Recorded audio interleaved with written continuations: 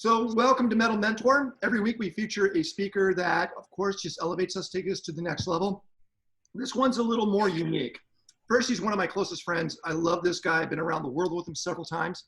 Number two, your job today is to spread the word of Jim Kwik. Meaning, our goal today is to evangelize Jim's book, to get people to read it, and to get PR around it. So get it inside local publications, on podcasts, talk about it. Jim's going to give us some insights just to elevate us to the next level, but it's really important. Our responsibility is not just to absorb, but to get things out to help Jim out. And I'm honored bringing him up, the boy with the broken brain who's turned that into a superpower, Mr. Jim Kwik. Go for it, Jim. Thank you so much. I was just like choking. Isaac, thank you. Richard, thank you. Thank you, everybody who has the book. Can't believe it. 1 second. People have to understand, Jim just got off another hour call. Yeah. I've been doing it since up to 10 o'clock every night. But thank you. I want to first thank you for showing up. It means the world to me. Your time, your life is made up of your time and your attention. And so if people want an hour of my time, they better have a great reason, because it's an hour I can't get back. So I want to make this as useful and valuable for you as possible.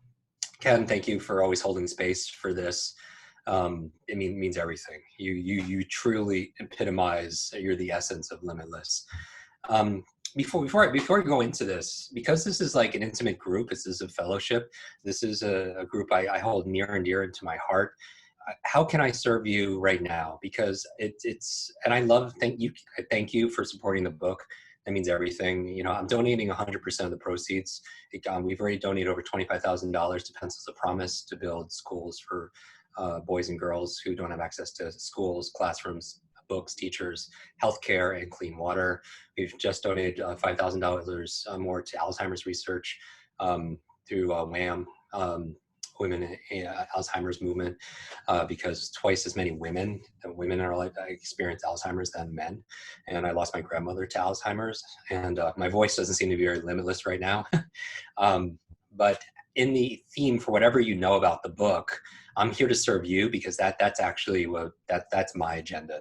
That really, Ken's been telling me to do this book for for a long time, and you know it was constant prodding to be able. It was one of the things that really put me over to be able to write this book. And it's my only book. People think I have like 7 books by now after doing this for 28 years. But how can I make this useful for you in the time that we have? And obviously, I'd love to teach you stuff. Let me start real quick. Hey guys, first, this is your time to ask questions. It's not about Jim just talking. It's about Yeah. Jim, how old are you, buddy? I turning 47. Turning 47.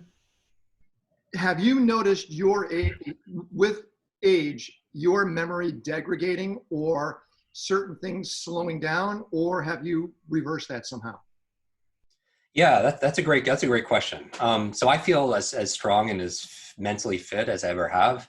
We know that in the mindset section, for those of you who have the book, this book is really 3 books in one, right? When I talk about the limitless model, which I always refer to, I believe that this is the framework that will change. This is how, if I was to give people a roadmap on how to be limitless in a limited world, this is the framework, right? And so these are the three M's, which I'll remind people what they are again. But in the mindset section, you need all 3 of those areas unlimited to be able to achieve limitless results in your life.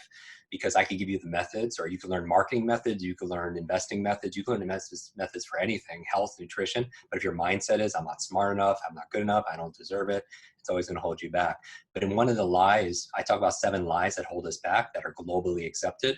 A lie for me stands for a limited idea entertained. They're not necessarily the truth, but for some reason we picked it up. Like me, I thought I was broken because a teacher called me broken when I was a kid because of my traumatic brain injury, and that just put me in a box. That label became my limit. And so what area of your life, your business, your brand, your brain, your relationship, do you feel limited? And I guarantee you the majority of those limits were learned. And the good news is they can be unlearned. That's what the book is about. One of the limits, though, that people have is that you grow older and then you know, your memory has to get worse and everything else. But we know that you could grow older, but you could grow better. that through neuroplasticity, neurogenesis, you can create new brain cells, you create new connections to the day you die. I happen to have this book right here, and see the introduction coming this week, Ken. Dr. Daniel Amen. I just finally talked to him. He had a personal situation. He was public about it. Both his parents have COVID. And so it was curious and challenge, but he wrote this book years ago, and he interviewed me for a whole chapter. It says, how do you use your brain to change your age? And he dedicated a whole chapter here on my story, the whole chapter. And he says, the best way to keep yourself young is to train your brain consistently. That it's not just about, it's about mental health, it's about mental intelligence, but it's also about mental fitness. And so you could grow stronger and stronger. Like Ken, you embody health, like all this. I mean, I miss you on the treadmill, watching you do your things and I did almost 20 miles before this call. Yeah, exactly. But we can get mentally fit. So the good thing is, I've never been sharper in terms of my own performance and mentally, and so everyone can be able to do the same, and they don't have to be, and they can do it little by little. But let's tackle some of these questions, and I'll go through. Let me do that with them. Let's go to Edwin. Edwin, this is a conversation we had the other night, and a bunch of guys in they said they had the same thing. So ask the question. So yeah, sometimes in the morning I wake up, I'm just unclear. I try to get away the fog. I'll have some coffee, and then I notice sometimes when I'm having conversations, I just lose my train of thought. And I figured, it might help if I work out earlier in the day. But if any best practices or tips that can help clear that brain fog, I'd really, really appreciate it. And thanks for doing this, Jim. It's good to see you again. Yeah, it's good to see you, Edwin. Thanks. I think that's a question that's coming up a lot, even more than ever when people are cocooning. They're suffering from mental fatigue and this brain fog. They can't think their way out of a paper bag. And it's a big challenge, obviously, because it affects every area of our life. There are a number of factors that affect brain fog. Obviously, you guys are very familiar with Dr. Bruce's work. So he's done a number of things on sleep. Sleep is the place I go because that's my kryptonite. With my challenges, my sleep apnea that I talk about in the book, and sleeping 90 minutes a night for 5 years, that was my Achilles heel. Until I got proper treatment and proper diagnostics, and people like Dr. Bruce helped me with that. So optimizing your sleep, and he's an incredible resource for that. A lot of brain fog actually comes from we're wasting mental energy, meaning that people don't realize this, but this constant stimulation, this dopamine fix that we're always on our devices, every ring, ping, ding, like, share, comment, and I love it, except I'm in it, so I'd be hypocritical to not say, because that's part of my brand and my business, but it's exhausting. You know what I mean? And that dopamine firing all the time, because it makes it addictive. It goes along the neuroreceptive of your motivation, learning centers of your brain. You need more and more to be able to satisfy that. And multitasking is what actually uses up a lot of energy, because just to refocus on something else, you're actually task switching. So you're wasting time. It could take another 5 minutes to regain your focus when you think you're parallel processing, but you're not. But number two, you make more errors. And we know that from doctors who are trying to multitask will make more errors, and you burn more glucose, which is the fuel for your brain when you're trying to multitask. And that contributes to our brain fog. And some people are just tired here because they're not getting enough oxygen, and I was talking to Wim Hof just recently. I interviewed him 7 years ago, and breathing and oxygen, that was the big damage to my brain. I don't talk about it in the book, but the lack of sleep. When I got my brain scanned by Dr. Amen 10 years ago, it was just full of holes because I wasn't getting the rest. But also my oxygen levels, because of the apnea, were going down to 80%. And so he recommended, 40 sessions in a hyperbaric chamber, and doing all these other things, these biohacking things that Dave Asprey has talked about, in metal and everything, to be able to get enough oxygen in the body. But most people don't breathe properly. Even myself, because I also have on top of it deviated septum. So you always see me drinking all the time because I'm breathing through my mouth, because I can't get enough oxygen through my nose, and it dries out my airways. So even on stages, when I speak at metal and everything, I always need a bottle of water there, because I'm just always, drying it out. But I would look at sleep. I would look at multitasking. I would stay away and give yourself a digital rest the first half an hour a day and the last hour of the day, because that's super stimulating, and we're widely associated with work. So let's just try to give them 3 things you should do to alleviate brain fog. What are those 3 things? Yeah, 3 things. Prioritize your sleep. with whatever hacks you need. I like the best thing you do is schedule your sleep and even wake up at the same time on Saturdays as you do, all other days, but days tend to flow together.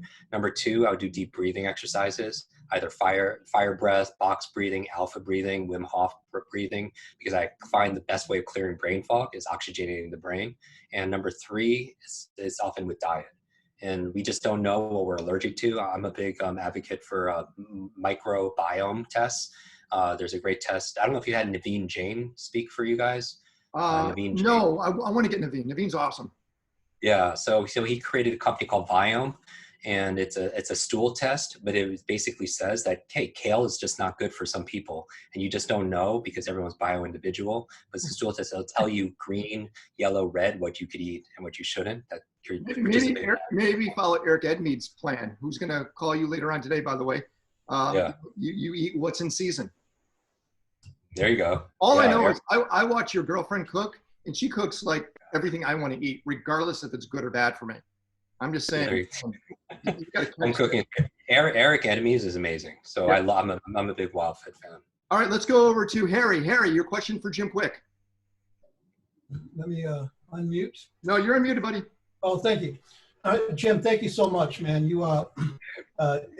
You've changed so many lives, including mine. My question to you is, if you've been diagnosed with OCD or ADD, which I believe Ken has, ADD, how do you read and retain, get the retention level up and speed read at the same time? I've struggled with that for years. Yeah, we've had amazing success for people who have a trait, and I take a very strength-based approach. I'm not a medical doctor. I'm not an expert at ADD, ADHD, dyslexia, but obviously we have students in every single country in the world, so we get a lot of feedback, and we've had tremendous success with people who have ADD, ADHD, and dyslexia because it's a trait, and I take a strength-based approach to it, saying that some of the most entrepreneurs, because you're compensating in other ways, they're so amazing, these incredible superpowers, because they develop them because of that trait. What I would recommend as a resource, and I'll go back to Dr. Daniel Amen. I had him on my podcast twice, and he talked about specifically ADD and ADHD. There are 7 forms of ADD, and that's what people don't realize. And most people are treating one form, and that actually is contraindicative of what they have. So it's actually hindering them. And so the number one thing I would recommend is get that test. And he actually has that test online, and it could tell you what bucket you fall under. And then from there, you could address, your lifestyle, you could address your reading, your learning, and everything else like that. But I'm on Daniel's podcast now that he's kind of resurfaced, and I'll make sure that he gets it plugged into metal, because he needs. I mean, he's the brain doctor, by He's far. The brain doctor. So yeah, guys, if you search. Jim Kwik's our guest today, guys. If you have a question for Jim, make sure you pop it inside the chat. I like this next question a lot. Jim you got to admit, launching anything right now during these times, it could be a movie, a TV show, a book, has to be challenging. And let's go to Mr. Marcus Bell with the next question. Marcus, you're unmuted. What's your question, sir? Okay, so first of all, congratulations, Jim, on the success of the book. Good to see you. And so I was noticing when you were doing your book launch, you were implementing, your live stream, the way you connected your courses with the book. There were a lot of you were connecting a lot of dots from what I could tell, just in the delivery of the marketing. So I wanted to see if you could speak a little bit about your thinking and strategy around that for it to become a New York Times bestseller and Wall Street Journal bestseller and all of that. Yeah, thank you, Marcus. So I'm not a marketing expert, and there are people here on, as part of Metal who've forgotten more about marketing than I've ever, probably learned, because that's been a focus for me. We were lucky. I built our brand. First of all, we were very, set up for this because people have been asking about the book. So it's hard. I don't want to take full credit for it because the past 10 years we built our online brand. So when we had the book out, we had a big asset, which was our community. So that was one thing. The other thing though is we had to pivot in a big way because I didn't book any podcasts, no podcasts or any other things. It was all based on conferences, and that was my original strategy. I was geared to speak and keynote to 23 events, and that was to 60,000 people, and they were the right people. It was at Milk and events that many of you speakers and I we speak at. It was at Dave Asprey's biohacking conference. It was at South by Southwest. 400 media people, teaching them how to remember their research. So that was the plan. That was on that alone and our own list. We knew we were going to do it, and then this happened, and all 23 got canceled or rescheduled, and so we had to pivot in a big way. So we were very fortunate because our business is already online. We're very fortunate and very lucky in that our workforce is already remote, so we weren't being hit by those two factors. And then, if anything, I think it actually supported us because with I was only sleeping in my own bed for 5 days over 60 days, which is insane amount of travel. And with my sleep, which is still my Achilles heel, because when I do get faced with an inordinate amount of stress, that's the first thing that goes, and it gets even worse.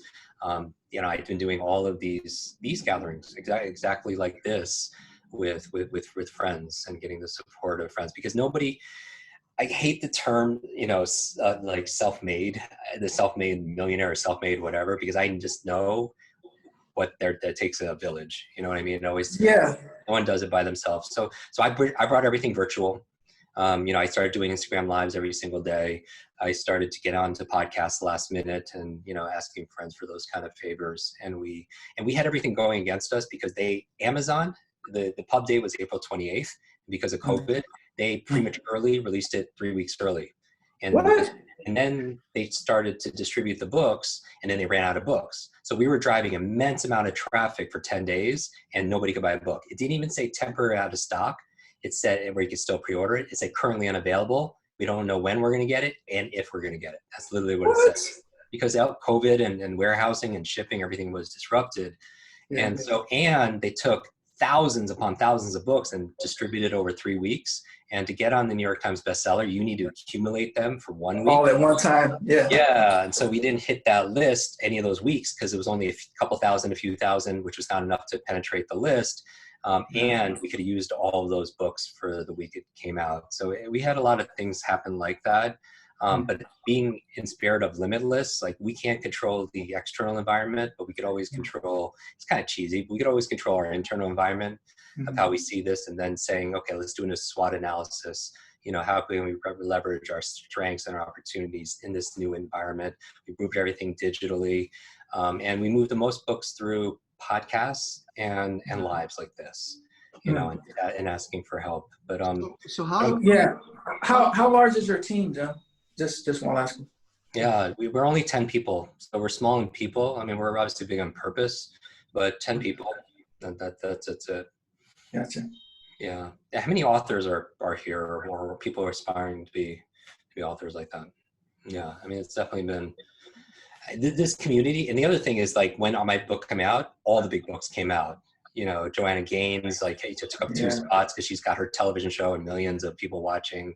And then, Michael Todd came out, and they have a Christian community, backing it. So it's like these big forces. Our numbers don't measure like that, but we really went for quality. So this fellowship, Medal was a big supporter. Thanks, Marcus. Yeah, thank you. Again, you guys got questions, and I want to reiterate this whole hang with Jim's purpose is to help him also, guys. I need you to realize that we're his army, and being his army, we're not just fans. Jim's a Medal member. We're helping out one of our own. So guys, buy the book, buy several of the books and give them as gifts. They're great gifts. So make sure you have the book in. Jim, you got it right behind you. You got the book right behind you. Look at that. Wow, you got quantity. Yeah, I would love, before we finish, actually, because this is a unique opportunity, I would love at some, later on, if I could just pick your brains of, like, if I have this book, my first book, because I could have moved this launch. This is the other question I get. It's like, why didn't you move the launch to the fall? right? Like when everything is done. And I worked really hard on this book to deliver it here before the election, to my surprise, because to avoid all the noise and everything that would happen in the fall. And who could have predicted this? But people ask, why didn't you launch in the fall? And I realized that it's because this book is more than speed reading and learning languages, remembering names. This is a book about managing. If you read it, it's about managing your mind. It's about learning new skills and adapting in times of crisis where things are being disrupted. It's about supporting your children when schools are being closed. It's about optimizing your productivity and focus when you're forced to work at home. It's about motivating your team, because there's a whole section on motivation. And so I felt like called to put it out now because I think the world needed it. And people are responding to it. It's just we haven't hit that threshold. And so with the brain trust here, I'd be very curious what you think would be high return, tasks to be able to focus on and getting it into like groups. We're going to say that at the end. I want you guys to think about that. Let's go to Richard Burke. Richard Burke, what's your question for Jim? Jim, I just got your book. Thank you very much. Looking forward to it. And I haven't had a chance to dig into it, but I'm wondering, what would you have said differently than you already did, or maybe what would you emphasize given the times that we're in with this pandemic? That's a great question. It's ironic because I wouldn't change a lot of the content. I've been doing like little book readings for our community, and as I read it, it's more applicable now, as I mentioned, than ever before. I would maybe contextualize it, but I talk about, and I open it with like, hey, there's a lot of forces out there that are attacking our minds and our productivity and our peace of mind and our prosperity, and so there are turbulent times. So I was addressing that right up front. Like it's the chapter literally says, when you open it up, why this book now? And so I feel like whatever the challenges are on the outside, I have this quote that I repeat over and over again. It's from a French philosopher that says, life is a C between B and D. Life is C between B and D, and B is birth, D is death, C is choice.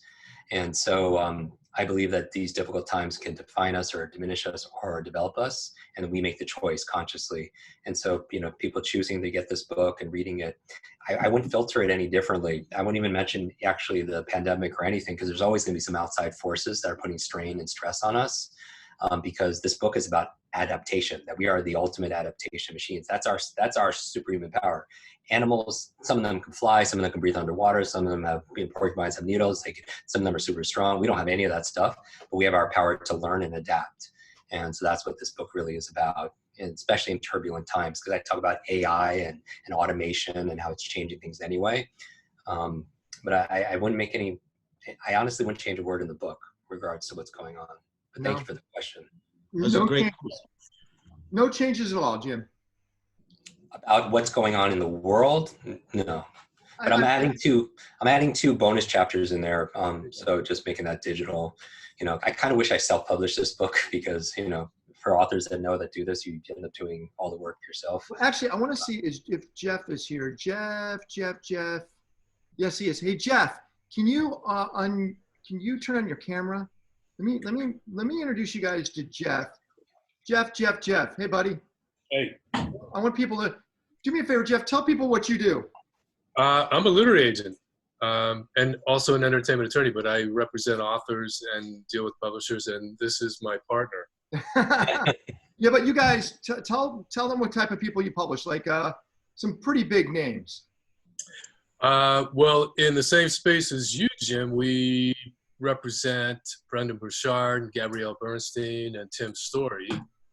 I work with people, big thought leaders. So there's a neuroscientist, psychiatrist, and Kyoto Prize winner named Carl Diceroth, who has a lab at Stanford, and many project will be a Nobel Prize laureate. Harvard professor named David Edwards, who's maybe Ken Rakowski. Ken Rakowski. Well, I'm saving the best for last. Yeah. But we represent celebrities, across the board, novelists. Most recently, The Irishman is a movie that's based on one of our books. And here, Jeff, you showed us. You got a big penis. It's huge. So now let's go after this. What could Jim do in the process of where he's at now to enhance sales? So if he was one of your clients and you go, all right, we got the boat out there, we missed the iceberg, but we need to make sure we have a better sailing. What would you do? What can you do right now to enhance sales? Well, one, I would look into strategic alliances, Jim. I don't know. So there are organizations, for instance, that have mega emailing lists that you might tap into, corporations, et cetera. You know, obviously we would have been speaking well ahead of who published you? Forgive me for not knowing. No, it's a Hay House. Oh, Hay House. Yeah, Penguin Random House did the distribution, but I don't have an agent, so I don't even have a book agent. So. Oh, okay. Well, I know a good one, but Hay House has its own, incredible, as you know, has an incredible mailing list and a really loyal readership because it's kind of its own brand. And I would have figured that you'd be launching with, and Brendan, as you probably know, published with them. So one, I would tap in with them and see. So, have you done that, Jim? Sorry, go ahead, Ken. Yeah. I chose the great question. I know the owner there. His name's Reed Tracy. 10 years, and so we did the handshake deal on this book. Always talked about doing it. That's why I didn't go through an agent, but I did it because they have a 7-figure mailing list. And Random House and Simon Schuster, they don't have direct consumer contact, and they also do live events, thousands of people. And the other authors in Hay House, it's kind of more like a family. They support each other, but they give the lowest advances. They're pretty, out of all the big publishers, because they're not like those publishers. So I could have got 4 times as much. Well, but I wasn't doing it for the advance. I was doing it for their marketing efforts, and they've been very supportive. They have their own podcast. They have their own social media. Has that worked out for you, Jim? Yeah, they've sent significant amount. They've mailed out twice to their list. I took over their Facebook, which has a very substantial following, 3 times, and some of their authors have supported. And by the way, they will pay sizable advances. They don't necessarily volunteer it, but they will. Yes. So you have a great publisher, especially for you, and for what you do. So I would connect back in with Reed and see if there are more. Obviously you're a bit hamstrung right now, as we all are, but there are probably more events and Zoom calls. And then beyond that, I think there are, again, where I was starting to go, what other strategic alliances might you seek where they too have mega email lists of people that really, really, really, where it's curated, where it's not just something that gets deleted in your inbox, but when you get it, it's something that you actually open up and, like when I get an email from Ken. I would think The Hustle, if you can find out, I don't have a contact there, but The Hustle is probably one of the best open rate of a newsletter. If you get The Hustle, everyone opens it. And I would somehow get a story in Quartz, and they're quite good at high open rate. Also is Quartz. Have you seen Quartz before, Jim? Massive open rates on the Hustle and Quartz. Also right now, Jim, every late night show is starving for great content. They're starving. Jimmy Kimmel, Jimmy Fallon, they need content, and something like what you're doing. Now, I don't have a relationship with either one of them. Now, if anyone knows Kimmel or Fallon, to me, you are golden, Jim. You're there to test them. They'll play games with you, mind games, and I think that will spark massive sales to an audience that probably doesn't know about your books. I would go after them. Anyone here know a connection with Jimmy Fallon or Jimmy Kimmel? Please. Any media, Today Show, any of those kind of things would be. Yeah, but I think. Do you know who their in-house publicist pitched, Jim? And would you want to conceivably engage somebody? That's, there are bookers for each of these shows that's what they do. They screen it. So it's very much. How about if I connect you guys later on? Okay. Yeah. Let's connect you. Also, AJ Jackson he was on the Kimmel show, so he'll. Yeah, AJ's a great example. AJ, good one, Teddy. AJ played matter of fact, not just a song. They set up a whole thing for Sing Motel. Yeah, I think it was his second time on the show, actually. Okay, so good idea. Talk to AJ about getting on Jimmy Kimmel. That's a great one, Teddy. Teddy, you're not just a good-looking guy. You got some brains behind that mic. Oh, thanks. Okay, let's go to some more questions. We're going to go to. Let's go. Thanks, Jeff. Thanks, Teddy. Let's go to Larry. Larry, I'm unmuting you, buddy. And you are good. Whoop, that was long, Ray. All right, Larry, what's your question? For years, my unfair advantage has been my ability to hold and maintain a fanatical focus on my work. I've done some of my best work in Starbucks, where I literally would block out every bit of noise to focus for hours on my work. Well, it just ain't working at home. I've done the obvious, get away from the TV set, the refrigerator, and the phone. But I'm having a problem maintaining the same focus I've always been able to do outside the home. Any tips on being able to get back to my level of productivity? Yeah, that's the magic question right now. So I think most people can relate to this, because you anchor your focus in different environments. And if you don't associate home to that workspace, then it's a challenge. That's why they say don't bring your work into the bedroom, or don't, watch entertainment stuff on your laptop where you're also doing work, because that state gets locked into that environment and that appliance. And so, retraining your brain to be able to be productive and concentrate in a home environment when you focus, when that's not usually where you go, when you normally go there for rest and relaxation or something else. So that's difficult. And so there's no easy thing that I could recommend for it, because there's no way of being perfect. What I know is that we have more control over our state than people give themselves credit for, and we're more capable of doing so. One of the things that you could do is, obviously you control your environment as much as possible, right? Because that's just easy. Like when I say don't touch your phone first thing in the morning, it's a lot easier if the phone's not even in the room, right? So that's the kind of thing. But I also know the chapter that we did on focus, I pulled from this monk who lives in New York City right now. His name's Don DePani. And we had him on the show a couple of times, and he's literally this meditative monk that moved to New York City because he wanted to go to the place that's going to challenge him the most. It's easy to be focused and present when you're on a mountaintop or in an ashram somewhere. And we know from that concentration can be developed, that you could train your concentration, that you could deepen your focus. That's the whole basis of deep work. But every single time we make a choice to entertain something else, what happens is we build our distraction muscles. And that's really the culprit. We build these distraction muscles so strong, especially first thing in the morning when we distract ourselves with input. Do you find there's a certain hour of the day that you're more productive than not? Very, very late, probably between 2 up to 2 in the morning. I work late every night, and I'm very productive after midnight. Yeah, and I'm sure Dr. Bruce has, he would know your chronotype and be able to tell you why hormonally you're more productive at those kind of nights. But so you control your environment. Daily you get really so focused on being this active focus, because it is a muscle, and really know that what you do the most repetitively, you get better at.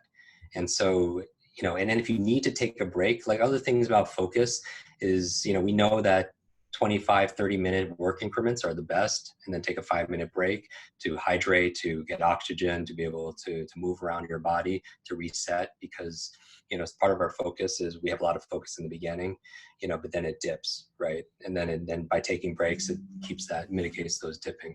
But I could send you a paper I actually did on this that, I don't know the best way of getting it to you. Just get it to me and I'll get it to him. That's not a problem. Yeah. Thank you so much, Jim. And focus at will, what Ken's right. Yeah, absolutely. Yeah, Will does it real well. Let's go to Jesse. I want to get through all, because we have a lot of questions. I love seeing this. All right, Jesse, your question for Mr. Jim Kwik. Let me go back. I think it was the one about retention. Retention of information is, I'll just read it verbatim. Retention of information is such a problem for me. I'm learning mind mapping and Cornell note taking in hopes that it helps with my stagnant notes. Currently, Jim, I do outline note taking, and I'll tell you, I loved your book. I'm reading things, and 10 minutes later, I've forgotten aunt, I've forgotten mom. I stress myself out about taking really deep, interesting notes about your book, almost to the point where I stopped reading it because I couldn't figure out how to remember it all. So I just stopped that, said I'll read it once through. I joined your 21-day speed reading course. I'm looking forward to that in hopes that it helps with retention. Oh, yeah. I would read a book a week. If I read them and then I put them down and I'm like, I don't remember what I just read, but yet I'm really interested in it. So it's not my excitement for the material. It's something else. Can you answer? I don't know if that's a really good question, but somewhere in there, it's not sticking. Retention. Yeah, absolutely. I mean, we've all the experience where you read a page in a book and then you just forgot what you just read. And sometimes you go back and you reread it and you still don't know what you just read. So it could be a challenge. It can be frustrating also as well. And so know that it is normal because it happens to a lot of us. The key, there's two parts here, right? The note taking is one thing. And so I'm not a big fan of outline notes. I mean, I know people default that because that's the method that we learned back in school. You mentioned mind mapping. I am more of a fan of mind mapping by Tony Buzan, who created this note-taking method of putting the main idea in the middle of the page, and then like branches in a tree, you have the sub-ideas, and then from there, you have twigs and sub-ideas from that.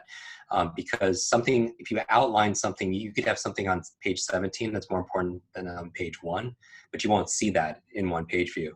And your right brain, that needs to see systems, needs to see relationships. So, and the other reason why mind mapping works is just not only can you see the whole system in one page view, like you could put in the middle sales, right? Or you could put health, right? And out of a branch would be nutrition, and sub branches of nutrition would be food. And then another sub branch would be supplementation, right? Off of the main branch of the main trunk of health, you could have exercise. And then you could have off that branch all the different forms of exercise and so on, right?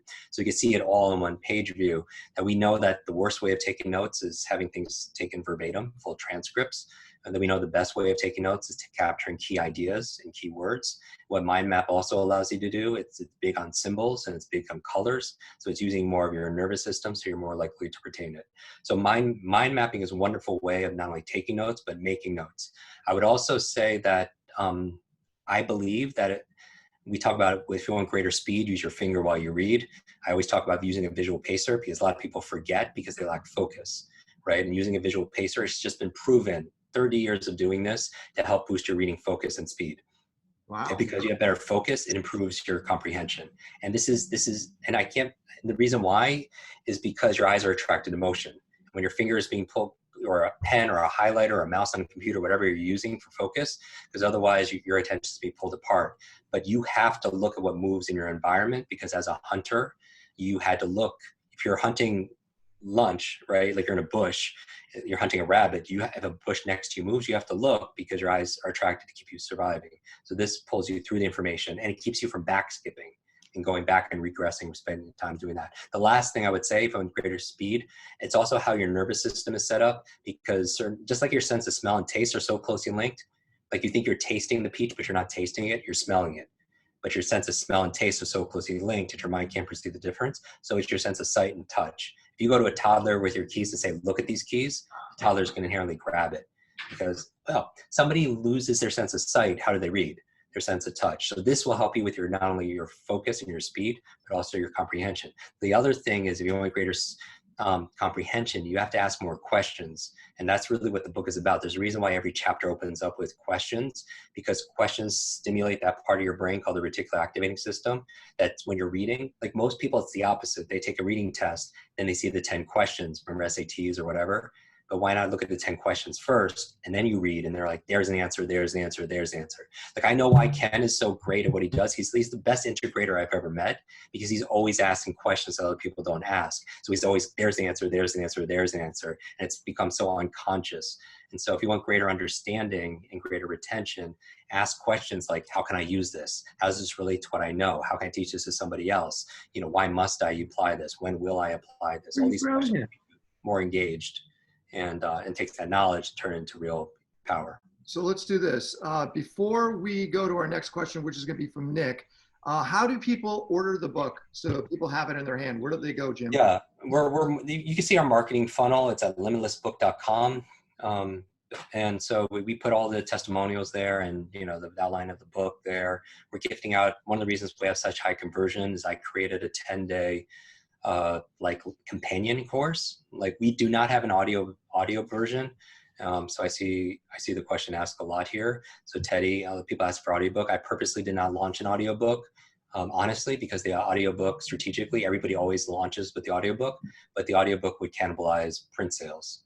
And audiobooks don't participate and don't help you get on the bestseller. And everybody launches it, but they don't question that. Well, also, George Clooney wasn't available to do the read. Let's go to Nick Bishop. Nick. Good morning, good afternoon. Quite simple question. If the book wasn't called Limitless, what would you have called it, or what were the other names? Yeah. And the second thing was a question actually for Thomas Marr, which is how would you TikTok Jim's book to make it successful? Oh my God. Yeah. Let's talk about TikTok. Okay. So the book, we went through a number of iterations of names because the one we were going to launch with, you know how movie films, they always have like their name that they use just in secret, you know, when it's the X-Men movie, but they call it something completely different. We called it Kwik Brain because that's the name of our podcast, and we had tens of millions of downloads. But we realized that people were just walking by, they wouldn't know what Kwik was, because most people just don't know, you know, who Brendan Burchard or any of these people are that are just, you know, that we wanted to reach. And so we wanted to use Kwik because, you know, we were going to go with it because if celebrities are going to promote it, at the very least, they're promoting at the same time our podcast, you know, my brand, my speaking, and everything. The other two things that we crossed off the list, we were going to call it meta learning because that's really what the book is. Meta learning, if you look up on Wikipedia, is the science of learning how to learn. But just having that word learning in the title didn't test very well because learning denotes work. And honestly, people don't want to do the work. The last one that we didn't choose, that was our second best, was Kwik Brain. Meta learning was unlimiting. So if you read the book is it's based on a premise of unlimiting, that I believe in your mindset, your motivation, and your methods. Really what we have to do is unlimit, actively remove the barriers in those three areas, and then you're free to be able to become limitless. But unlimiting is a new concept. You know, I own the domain name. No one's ever used the word. If you search unlimiting, it's that you won't find it anywhere because I liked it ing because it was the active removal of limits. I thought it was clever, but I think it was too clever. And people had to think about it a little bit too much, and people had trouble saying the word unlimiting. So we went with limitless. We thought that, you know, some people thought, you know, because of the movie and the television show, we could, you know, in PR, just like, hey, remember Bradley Cooper and Robert De Niro took a pill?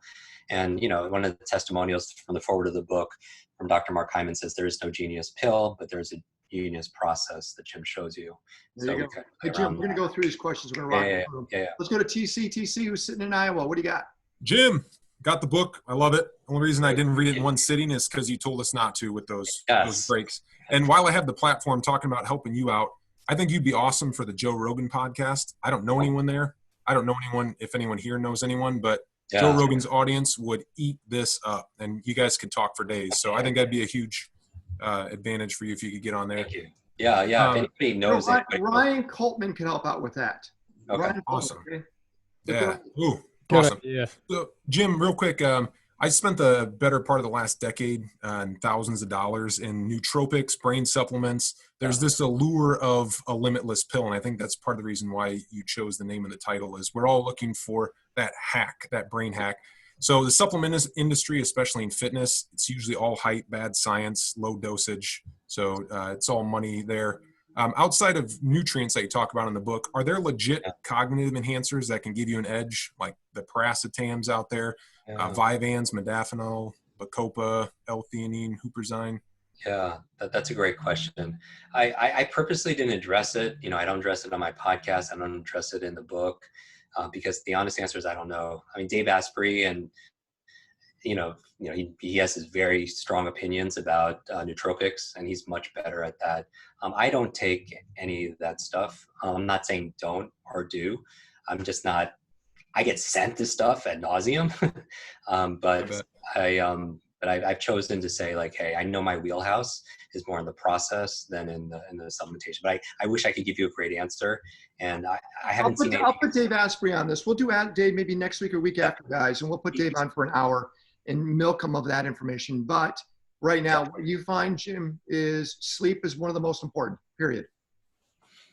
Yeah, I think sleep is the life hack for everything. I mean, that's just me because that's my Achilles heel again. That gives me the biggest return. But when we're talking about nootropics, I don't feel qualified. I know a lot, but it's not something I talk about just because I don't want to, be accountable for. I want to be very responsible. I think a lot of people, not on any kind of advice, relationship advice, or don't know enough about something to give just unilateral advice to somebody.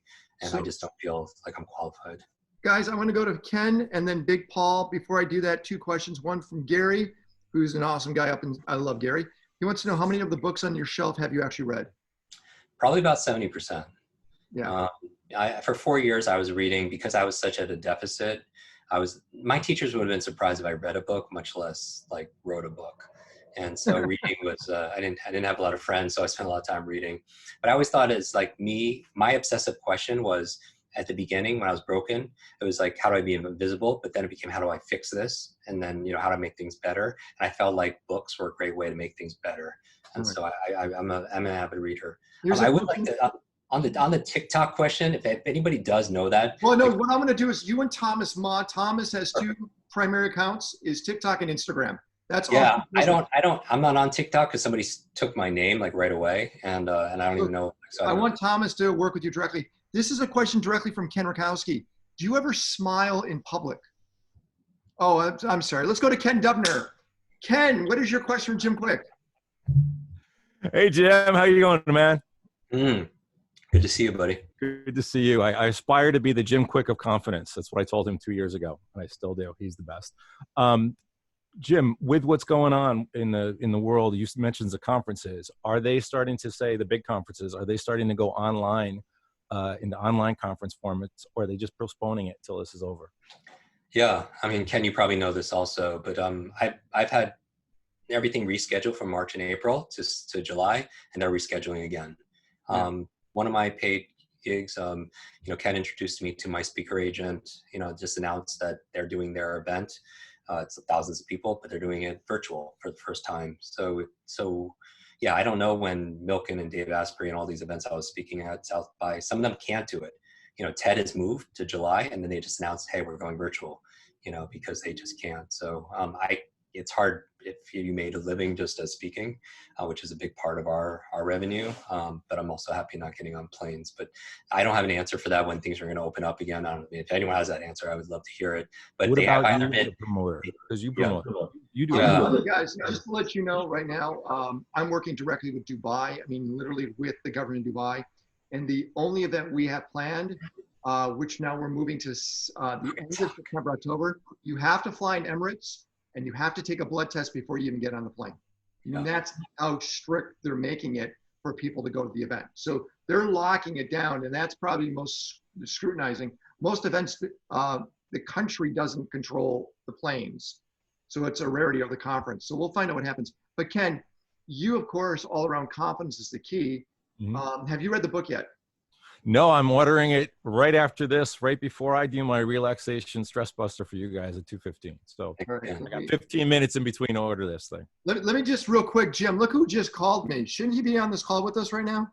Yes, he should. Dr. Michael Bruce, I'm on with Jim Kwik and a whole bunch of important people. Shouldn't you be part of the call? He could get me on the Today Show. He's done more media than anybody. Yeah. I'll call you back, Dr. Bruce. Yeah, he calls. He's not paying attention here. Hey, let's go over to Big Paul. Where are you, buddy? I'm here. All right, Big Paul, what's your question? Hi, Jim. Thanks for doing this. Look, what would your best advice be for the younger generation, getting them prepared for I got all these nephews and nieces that are staying home. How can I get them involved and get them to be limitless at an early age, get prepared for that? What is your best piece of what age are we talking about? Sorry. It's all good. I'm actually writing 12, 13, sorry. 12, 13. And that's a perfect age.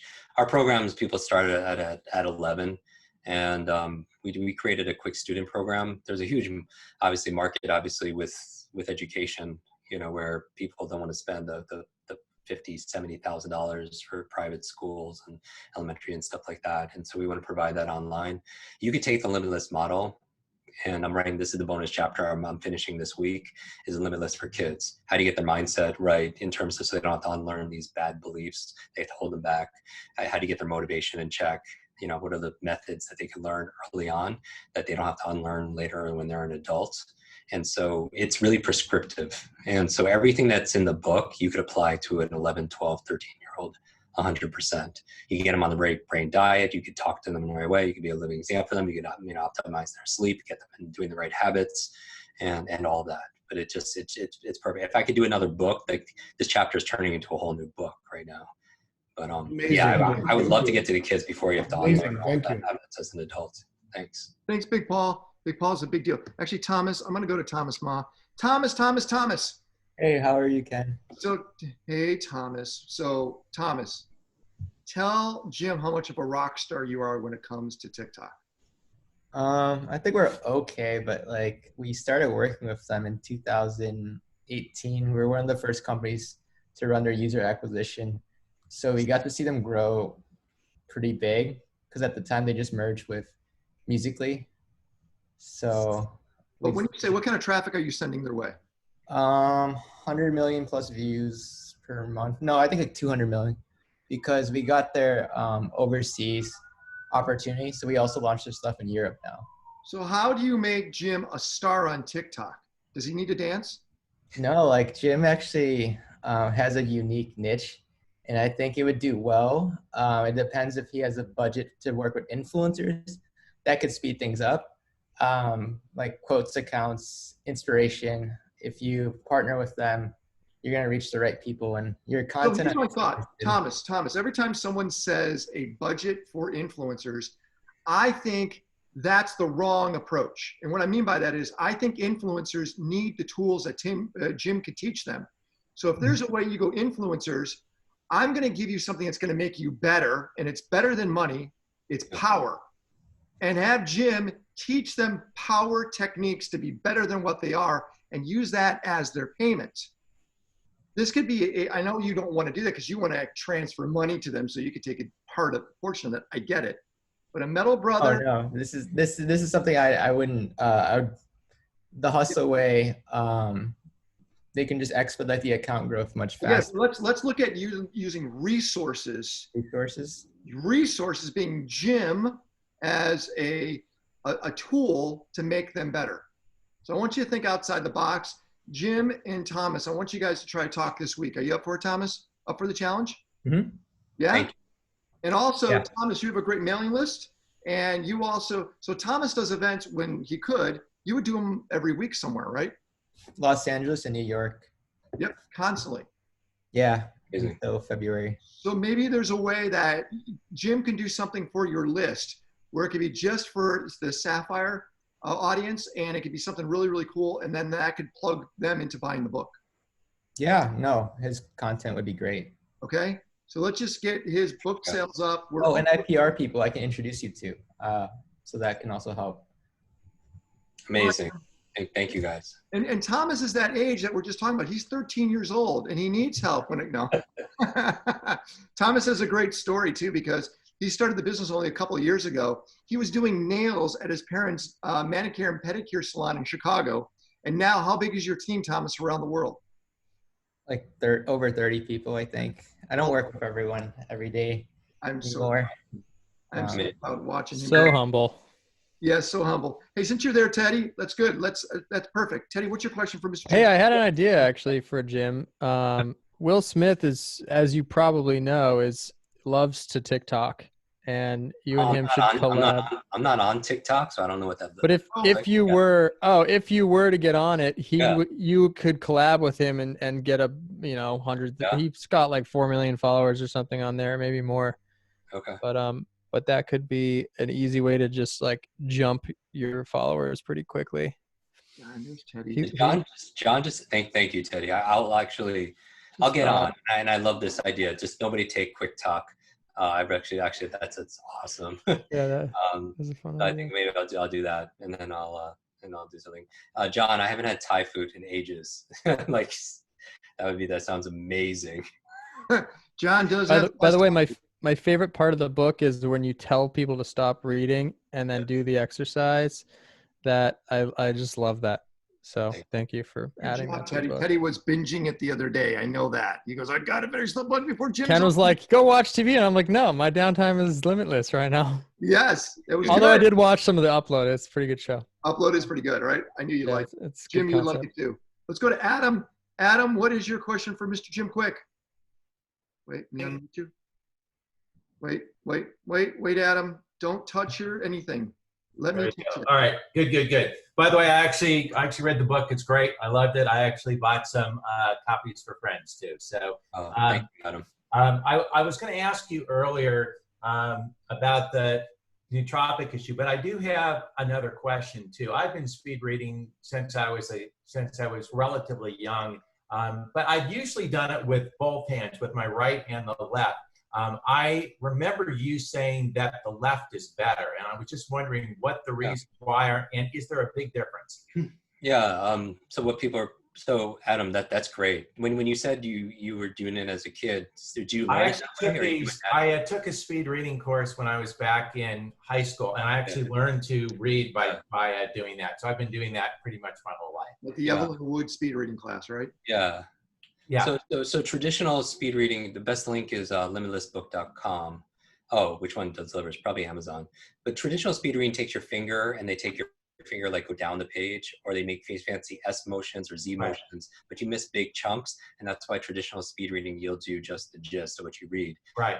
But actually not skipping. No, I actually do it reading every. Yeah. I actually read, both sides. Like I do left and right. But my goal for the first 30 days is for people to practice using their left hand, because I found that left hand,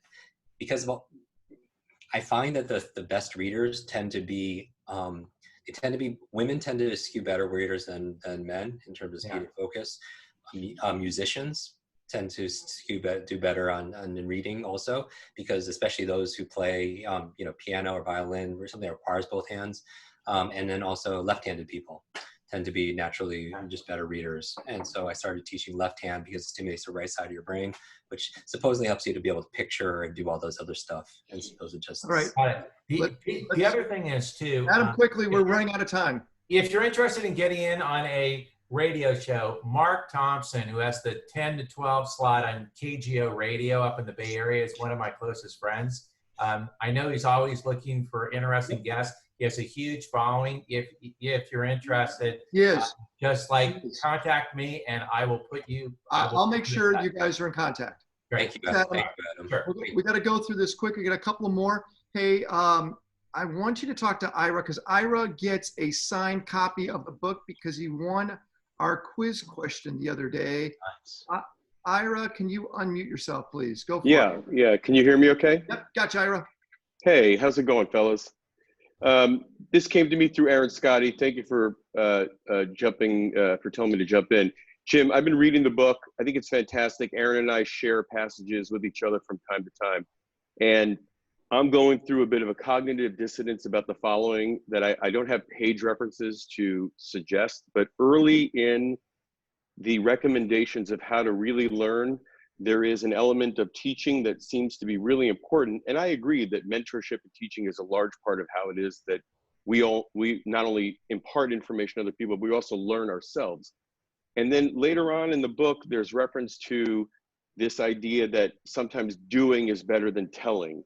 And I struggle with this myself, where, like, as an example, I have a couple of things that I'm working on, and I'm excited to tell people about it while it's all in formation. And yet I have been inclined to believe that based on the karmic wheel, that it's better to just keep it to myself, do it, and then have the results demonstrate what the benefits are of my doing those actions. And yet there's also a part of me that feels like, why not just share it all along? Why not just talk about what you're doing? And as a result of that teaching, you formulate your own thinking. So this is a little bit of a confusion point that I have in the book. Yeah, I hear what you're saying. And so just to be clear, so you're concerned with sharing it from a strategic standpoint, or is your goal to learn it better?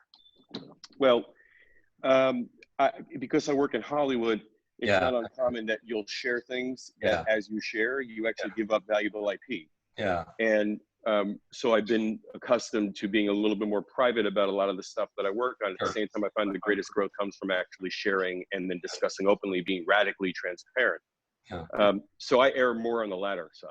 Yeah. Generally. Oh, I totally get it. So I would say both teaching and sharing and doing is going to help you to learn anything better. But obviously when you're teaching and sharing, you use discernment, where there's a level of obviously trust and everything. Let's do this, Jim. We're running out of time. I want everyone to do me a favor. I want you to pull out your phones, everyone, and go to Instagram. I want you to go to Instagram stories.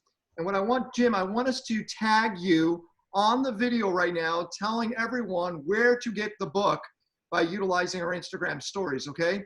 So let's come on, I'm gonna give everybody 20 seconds. Let's get ready, get your phone out, go to Instagram stories.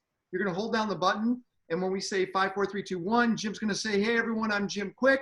I want to make sure you go off and get Limitless, the book, and this is where to go. We're going to work together as a team, everyone, to give Jim some wicked ass sales. Teddy, get your phone out. Come on. I have it. I'm trying to change my speaker. I'm on the headphones. All right. Come on, everyone. Let's get our phones out. We're going to go to Jim. Jim, are you ready? Now I'm ready. Okay, 5, 4, 3. And by the way, say 3, 2, 1. I'm going to be quiet. 5, 4. Hi, this is Jim Kwik, author of the New York Times bestselling book, Limitless. Upgrade your brain, learn anything faster, and unlock your exceptional life. And if you want to develop your mental superpowers, go to limitlessbook.com or swipe up. I'm your brain coach, Jim Kwik. Let's be limitless. Yeah, that's what we wanted. Book, y'all. Go get that book. Get the book, Jim. Hey, Jim, thanks a lot for hanging out with us today. Thank you. Really appreciate it. And I know you got another call to do. Everyone, let's all I'm going to unmute everybody, and let's all make sure we say thanks to Jim. Let's do it. You're the fucking man. Thank you. Yeah. Buddy, thank you, everybody. All right, Jim. What's the best way to get a hold of Jim? He's in the portal, guys. Thanks, everyone. Thanks, Jim. Thank you.